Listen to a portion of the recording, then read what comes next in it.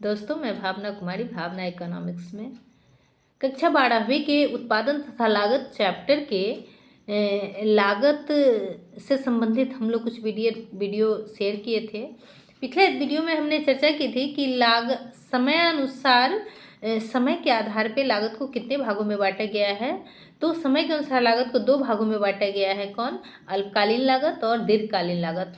उसमें हम चर्चा किए थे कि अल्पकालीन लागत क्या होता है तथा दीर्घकालीन लागत क्या होता है। तो अल्पकालीन लागत को भी हमने 7 भागों में बांट के अध्ययन किया था। कौन कौन सा? कुल स्थिर लागत। अल्पकालीन लागत में भी जो लागत है उसको 7 भागों में बांट के हम अध्ययन करते हैं। पहला कुल स्थिर लागत है जिसको टोटल फिक्स्ड कॉस्ट कहते हैं। दूसरा कुल परिवर्तनशील लागत जिसको टोटल वेरिएबल कॉस्ट कहते हैं। तीसरा कुल लागत जिसको टोटल कॉस्ट कहते हैं। चौथा हमारा औसत स्थिर लागत है। पांचवा हमारा औसत परिवर्तनशील लागत है। छठा औसत कुल लागत है और सातवां हमारा सीमांत लागत है। दोस्तों, सभी लागत ही हैं। लागत में मुख्य रूप से उत्पादन के लिए 2 लागतें बहुत महत्वपूर्ण है। कौन? स्थिर लागत और परिवर्तनशील लागत। पूरी लागत की अवधारणा इसी आधार पर टिकी हुई है। तो हम देखते हैं कि कुल स्थिर लागत क्या होता है। सबसे पहला हम देखेंगे कि स्थिर लागत या कुल स्थिर लागत क्या होता है। तो कहता है कि उत्पादन क्रिया में लगने वाली वे लागत, उत्पादन क्रिया में लगने वाली वे लागत जिनको प्रत्येक स्थिति में खर्च करना ही है, चाहे उत्पादन की क्रिया बंद कर दी गई हो या उत्पादन चालू हो, उत्पादन कम मात्रा में हो रहा हो या उत्पादन अधिक मात्रा में हो रहा हो। कुल स्थिर लागत जो है वह खर्च हो जाना है यदि उत्पादन की क्रिया प्रारंभ करनी है तो, यदि हम उत्पादन का कार्य शुरू कर रहे हैं तो। कौन कुल स्थिर लागत में किसको किसको सम्मिलित किया जाता है? जैसे प्रारंभिक व्यय में पूंजी पर ब्याज, प्रबंधकों के वेतन, मशीनों पर जो खर्च होता है क्योंकि हमको मशीनरी की व्यवस्था करनी है, भवन का स्थायी व्यवस्था करना होगा, हमको भूमि की व्यवस्था करनी होती है, यातायात, बीमा, प्रीमियम, इन सब को किस में रखा जाता है? स्थिर लागत में रखा जाता है। ठीक है। अब कह रहा है कि जब हम स्थिर लागत, कुल स्थिर लागत वक्र की बात करेंगे, हम इकोनॉमिक्स को हमेशा ग्राफ से, डाटा से समझाने का प्रयास करते हैं। तो कहा जाता है कि यदि हम ग्राफ पे प्रदर्शित करते हैं कि एक ओरिजिन है, एक एक्स एक्सिस है और एक वाई एक्सिस है। एक्स एक्सिस पे यदि किसको, यूनिट को, क्वांटिटी को रखा गया है और वाई एक्सिस पे लागत को रखा जाता है, कॉस्ट को रखा जाता है, तो क्या होता है कि टोटल कुल स्थिर लागत, टोटल फिक्स्ड कॉस्ट जो होता है वह क्या होता है? हमेशा एक अक्ष के समानांतर होता है। क्यों होता है एक अक्ष के समानांतर? तो जब हम उत्पादन का काम करते हैं तो उत्पादन के काम करने के लिए चाहे हम 1 यूनिट का उत्पादन करें या हम 4 यूनिट का उत्पादन करेंगे, हमको स्थिर लागत सेम लगेगी। यदि हम 1 यूनिट का उत्पादन करते हैं तो भी हमारा स्थिर लागत 10 रुपया है। यदि हम 2 यूनिट का उत्पादन करते हैं तो भी हमारा स्थिर लागत 10 रुपया है। 3 यूनिट का करते हैं तो भी हमारा स्थिर लागत 10 रुपया है। तो हम कहते हैं कि चाहे उत्पादन की मात्रा बढ़ती जाती हो, स्थिर लागत क्या होती है? फिक्स होती है, स्थिर होती है। इसलिए हमेशा स्थिर लागत वक्र क्या होता है? एक अक्ष के समानांतर होता है। ठीक है। दूसरा हमारा है कुल परिवर्तनशील लागत। अब हम जब से ही स्थिर लागत का मतलब क्या हुआ कि उत्पादन की क्रिया शुरू करना है तो हमारी स्थिर लागत लगाई जाती है, लेकिन कुल परिवर्तनशील लागत क्या होता है? वे लागतें जो उत्पादन की मात्रा के साथ साथ प्रत्यक्ष रूप से परिवर्तित होती है। यदि हमको 5 यूनिट उत्पादन करना है तो उसके हिसाब से हमको रॉ मटेरियल की आवश्यकता होगी, उसके हिसाब से हम मजदूर लगाएंगे। यदि हमको उसी उत्पादन की मात्रा को 5 यूनिट से बढ़ा के यदि हमको 25 यूनिट का उत्पादन करना है तो क्या होगा? हमारे कच्चे माल की मात्रा में वृद्धि हो जाएगी, हमारे लेबर की संख्या में वृद्धि हो जाएगी, हमारी मजदूरी बढ़ जाएगी, हमारी पूंजी बढ़ जाएगा। तो क्या होता है कि जो परिवर्तनशील लागत है उसमें परिवर्तन हो चुका है। जैसे ही उत्पादन की मात्रा बदलती जाती है, परिवर्तनशील लागतें क्या होता है? बदलती चली जाती है। जबकि स्थिर लागतें, चाहे हम उत्पादन 5 यूनिट का करेंगे चाहे 25 यूनिट का करेंगे, यदि हमने मशीनरी लगा दी है तो फिर उससे उस मशीनरी से 5 यूनिट का भी उत्पादन हो सकता है, 25 यूनिट का भी उत्पादन हो सकता है और इससे ज़्यादा का भी हो सकता है, उसमें कोई परिवर्तन नहीं होगा। लेकिन यह सब किसमें? अल्पकाल में। दीर्घकाल में क्या होता है कि हम सभी साधनों में परिवर्तन कर सकते हैं। तो अभी हम बात किसकी कर रहे हैं? अल्पकाल में। अल्पकाल में कुल परिवर्तनशील लागत, ठीक है, वे लागतें जो उत्पादन की मात्रा के साथ साथ प्रत्यक्ष रूप से परिवर्तित होती है, कुल परिवर्तनशील लागत कहलाती है। ये लागतें उत्पादन की मात्रा पर निर्भर करती है। हम पहले ही बताए हैं कि चाहे उत्पादन हमारा कम हो तो कम लागत लगेंगी, अगर उत्पादन की मात्रा हमारी बढ़ जाती है तो परिवर्तनशील लागतें जो है वह बदलती चली जाती है, परिवर्तित हो जाती है। परिवर्तनशील लागत के रूप में हम लोग किसको शामिल करते हैं? कच्चा माल, प्रत्यक्ष श्रम इत्यादि को हम शामिल कर सकते हैं। कहते हैं यदि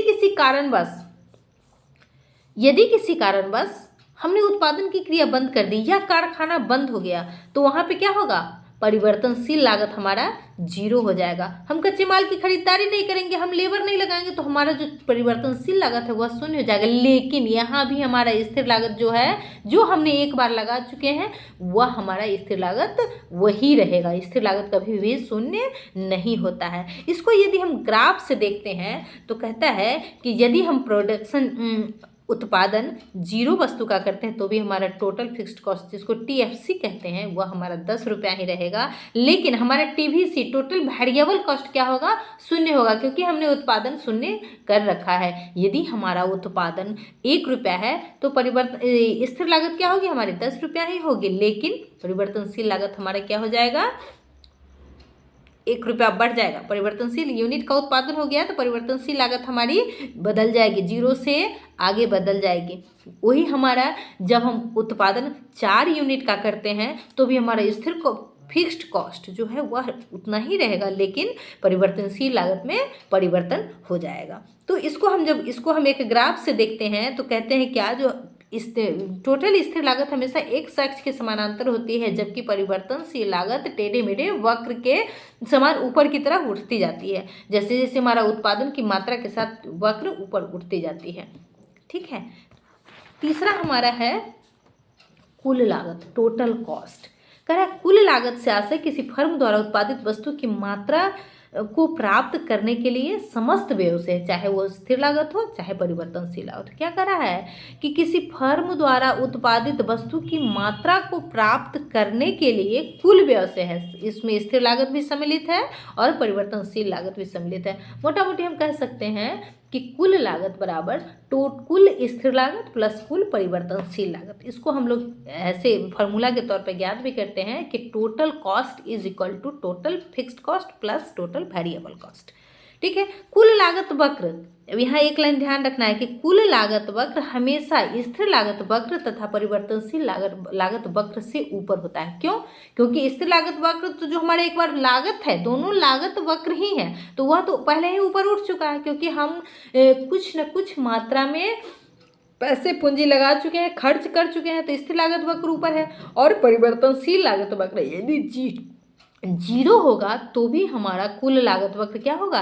एक्स अक्ष के समानांतर स्थिर लागत वक्र के बराबर होगा। लेकिन यदि परिवर्तनशील लागत थोड़ा भी ज़्यादा होगा तो क्या होगा? कुल लागत वक्र हमेशा स्थिर लागत वक्र और परिवर्तनशील लागत वक्र दोनों से ऊपर की ओर होगा। चौथा हमारा औसत कुल लागत है। कह रहा है कि फर्म की कुल लागत में उसकी उत्पादित मात्रा से भाग देने पर जो परिणाम प्राप्त होता है उसे औसत कुल लागत कहते हैं। अब हमने देखा कि कुल लागत निकालें तो कुल लागत क्या है कि कुल लागत, कुल स्थिर लागत और कुल परिवर्तनशील लागत के जोड़ से जो लागत बनता है वह हमारा कुल लागत है। अब कह रहा है औसत कुल लागत, एवरेज निकालने के लिए हम सामान्यतः क्या करते हैं कि जो हमारा यूनिट होता है उसको जोड़ के उसकी संख्या से भाग देते हैं। तो कहता है कि औसत कुल लागत ज्ञात करने के लिए क्या होगा कि कुल लागत में उत्पादित मात्रा से यदि हम भाग दे देते हैं तो हमारा क्या ज्ञात हो जाएगा? औसत कुल लागत। इसको बोलते हैं average total cost is equal to total cost by quantity, ठीक है। उसके बाद अब प्रश्न उठता है, हम औसत लागत वक्र की बात करते हैं। हमने अभी यहाँ क्या कहा कि औसत स्थिर लागत, कुल स्थिर लागत वक्र हमेशा एक अक्ष के समानांतर होती है, जबकि कुल परिवर्तनशील लागत वक्र अपने ओरिजिन से ऊपर की तरफ उठती हुई जाती है, क्योंकि जैसे जैसे उत्पादन की मात्रा बढ़ती जाएगी लागत वक्र ऊपर की तरफ उठती जाती है। लेकिन यहाँ पे अगर औसत कुल लागत वक्र की बात करते हैं तो क्या होता है कि औसत लागत वक्र हमेशा यू आकार का होता है। अच्छा, अब प्रश्न उठता है कि औसत लागत वक्र यू आकार का क्यों होता है? तो हम कह सकते हैं कि अल्पकालीन लागत में परिवर्तनशील अनुपात का नियम लागू होता है। परिवर्तनशील अनुपात का नियम क्या होता है? अब हम इसको देखते हैं स्पष्ट से। कह रहा है कि अल्पकालीन लागत वक्र में, जब ही अल्पकालीन, अभी हम अल्पकालीन लागत वक्र की ही बात कर रहे हैं, अल्पकालीन लागत वक्र में ही औसत कुल लागत है, तो कह रहा है अल्पकालीन लागत वक्र में क्या होता है, परिवर्तनशील अनुपात का नियम लागू होता है। सबसे पहले क्या होता है, शुरू में बढ़ते प्रतिफल के कारण लागत क्या होता है, घटती है। पहला क्या होता है कि बढ़ते प्रतिफल के नियम के कारण लागत घटती है, जिसके कारण लागत वक्र नीचे की ओर आती है। अब स्थिर लागत वक्र तो फिक्स है, वहां से जब हमारा लागत वक्र चलेगा तो क्या होगा, परिवर्तनशील लागत वक्र बढ़ते प्रतिफल नियम के कारण क्या होगा कि लागत वक्र नीचे की तरफ आएगी। ठीक है, फिर स्थिर प्रतिफल की दशा में लागत वक्र स्थिर हो जाती है। पहले लागत वक्र नीचे की तरफ आती है और फिर स्थिर प्रतिफल की दिशा में लागत वक्र स्थिर हो जाती है, और पुनः अंत में क्या होता है, घटता प्रतिफल मिलने के कारण लागत वक्र पुनः ऊपर की ओर बढ़ती चली जाती है। इस प्रकार उत्पादन का आकार बढ़ने के कारण पहले लागत घटती है। क्या होता है, उत्पादन का आकार बढ़ने के कारण पहले लागत घटती है, फिर स्थिर होती है और अंत में लागत बढ़ती जाती है, जिससे लागत वक्र यू आकार का होता है। यह बहुत ही इंपॉर्टेंट पॉइंट है, इसको एकदम ध्यान रखना, यह सब पूछा जाता है हमेशा। ठीक है, फिर औसत स्थिर लागत किसको कहेंगे? तो कह रहा है कि औसत स्थिर लागत कुल स्थिर लागत में उत्पादन की मात्रा से भाग देने जाने पर प्राप्त होती है। हमने देखा कुल स्थिर लागत ज्ञात किए, तो कहता है औसत स्थिर लागत होता है कुल स्थिर लागत में उत्पादित मात्रा से भाग देने पर हमारा क्या निकलेगा, औसत स्थिर लागत निकलेगा। एक average fixed cost is equal to total fixed cost by quantity. Okay, औसत स्थिर लागत क्या होता है, बाएं से दाएं नीचे की ओर गिरता हुआ प्रतीत होता है। औसत स्थिर लागत वक्र कैसा होता है, बाएं से दाएं नीचे की ओर गिरता हुआ प्रतीत होता है। इस प्रकार हम दूसरा हमारा और भी है, औसत परिवर्तनशील लागत। कह रहा है कि कुल परिवर्तनशील लागत को फर्म के कुल उत्पादन की इकाइयों से भाग देने पर होने वाले परिणाम को औसत परिवर्तनशील लागत कहते हैं। हमने अभी पीछे जस्ट क्या बात की है कि कुल स्थिर लागत में उत्पादित मात्रा से भाग देने पर औसत स्थिर लागत ज्ञात होता है। इसी प्रकार कुल परिवर्तनशील लागत में उत्पादित मात्रा से भाग देने पर क्या होगा, औसत परिवर्तनशील लागत ज्ञात हो जाएगी। इसको भी हम लोग बोलेंगे average variable cost is equal to total variable cost by quantity. ABC is equal to TVC by Q। Okay, अब हमारा बहुत इंपॉर्टेंट पार्ट आता है, ये हमको जानना बहुत जरूरी है, इसको डिटेल से भी देखना है।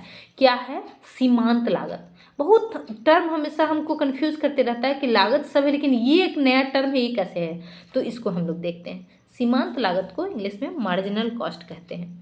क्या है, उत्पादन की एक अतिरिक्त इकाई उत्पादित करने से कुल लागत में जो वृद्धि होती है उसे सीमांत लागत कहते हैं। अब ध्यान देना है, कह रहा है उत्पादन की एक अतिरिक्त इकाई उत्पन्न करने से कुल लागत में जो वृद्धि होती है उसे सीमांत लागत कहते हैं। उदाहरण से हम लोग समझते हैं कि पहले हमने कहा किसमें होगा, कुल लागत में, यानी कि परिवर्तनशील लागत में चेंजिंग होगा। जब भी कुल लागत में परिवर्तन कब होगा, क्योंकि जब स्थिर लागत हमेशा फिक्स होता है, स्थिर होता है, तो परिवर्तन किस में होता है, परिवर्तनशील लागत में परिवर्तन होता है।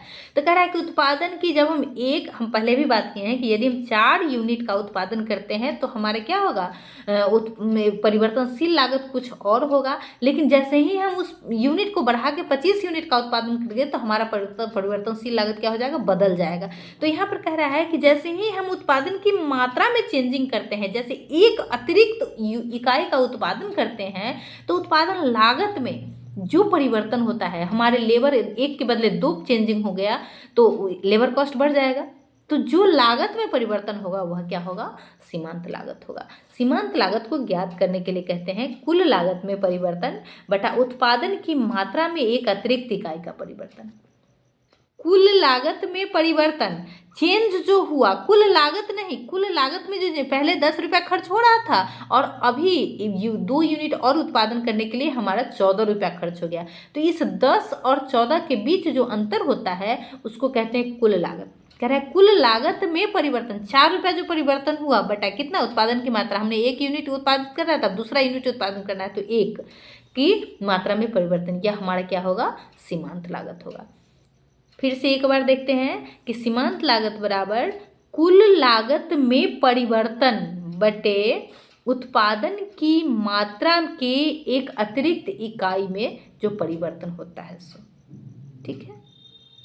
इसको हम लोग बोलते हैं मार्जिनल कॉस्ट। MC बराबर डेल्टा TC, क्योंकि परिवर्तन को हम लोग डिवाइड कर रहे हैं और क्वांटिटी में जो चेंजिंग हुआ, उत्पादन बढ़ा तो कितना बढ़ा, क्वांटिटी में जो चेंजिंग हुआ उससे, तो इसको कहते हैं कि marginal cost is equal to delta TC by delta Q। Okay, या इसको हम एक और फॉर्मूला से ज्ञात कर सकते हैं, कैसे निकालेंगे कैसे, तो इसको कहते हैं कि marginal cost is equal to TCN minus TCN minus 1। Total cost की एक इकाई उससे पहले वाली एक इकाई में से घटा देंगे तो जो अंतर होगा वह हमारा क्या हो जाएगा, मार्जिनल कॉस्ट निकल जाएगा। इकोनॉमिक्स प्रोफेसर फर्गुसन के अनुसार उत्पादन की एक इकाई की वृद्धि करने से कुल लागत में जो वृद्धि होती है उसे हम सीमांत लागत कहते हैं, ठीक है। अब एक और चीज़, थोड़ी से और एक और चीज़ देखना है क्या, कि सीमांत लागत की विशेषताएं क्या है। सीमांत लागत स्थिर लागत से पूर्णतया स्वतंत्र होती है, बिल्कुल, क्योंकि जब ये चेंजिंग होगा, स्थिर लागत क्या होता है, हमेशा स्थिर ही रहना है, चाहे वह उत्पादन की मात्रा कितनी भी वृद्धि हो या उत्पादन हो या ना हो, स्थिर लागत क्या होगा, स्थिर होगा। लेकिन सीमांत लागत का तो परिवर्तन है, तो किसमें परिवर्तन होगा, पूर्णतया स्वतंत्र होती है, स्थिर लागत से उसको कोई बहस नहीं होता है। सीमांत लागत परिवर्तनशील लागत में परिवर्तन के कारण उत्पन्न होता है। जब हमको 1 यूनिट का उत्पादन करना है तो हम 10 रुपया खर्च कर रहे हैं, जैसे ही हमारा दूसरी यूनिट का उत्पादन करना है तो हमारा खर्च क्या हो जाएगा, 12 रुपया हो गया। तो हमारे लागत में जो चेंजिंग आया, जो हमारे व्यय में चेंज आया, वही हमारा सीमांत लागत निकालने में सहयोग करता है। और हम 1 यूनिट से दूसरी यूनिट का उत्पादन कर दिए तो 2 रुपया का जो चेंजिंग है उससे हम दूसरी यूनिट का उत्पादन कर दे रहे हैं। इस प्रकार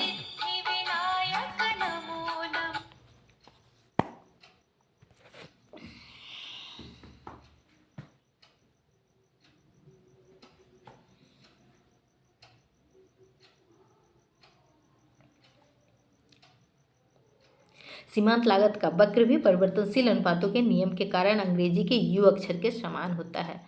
किसका, सीमांत लागत वक्र भी परिवर्तनशील अनुपात के नियमों के कारण ही U आकार का होता है। सीमांत लागत कुल लागत में परिवर्तन की दर को बताती है। सीमांत लागत क्या है, कुल लागत में परिवर्तन की दर को बताती है। इस प्रकार लागत का अल्पकालीन लागत में जो 7 प्रकार के लागत होते हैं इसको हमने डिफाइन किया। अगली नेक्स्ट वीडियो में हम देखते हैं।